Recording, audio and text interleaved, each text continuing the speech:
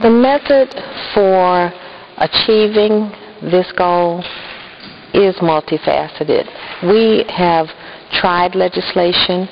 We introduced a bill in 2006 that literally almost made it through the process, but we engaged in some give and take with the various opponents and were able to work out compromises on legislation. However, the clock ran out before we were able to get it passed.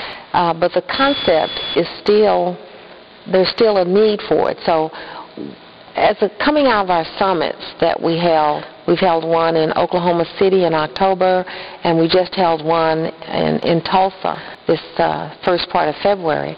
Coming out of those summits, our strategy is now that in addition to legislation, we will also look at administrative remedies, such as going to the AG for his opinion about why we're out of compliance with Title VI and what that means.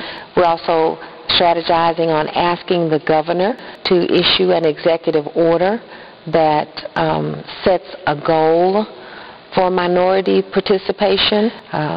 Certainly the figures of minority representation, African Americans in particular, in the state of Oklahoma, suggest that there are about 7% African Americans. So at a minimum, we would ask the governor to issue an executive order calling for a 7% goal.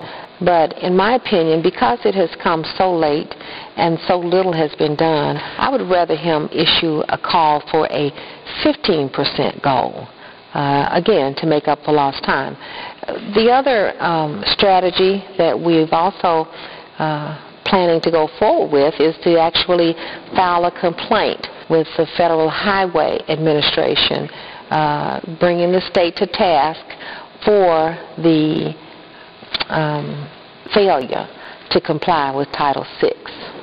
The last and final component of our strategy is to press for minority participation at every level of government, starting with the school boards, and we're looking forward to working with former Senator Angela Munson, who was recently elected as chair of the Oklahoma City Public Schools.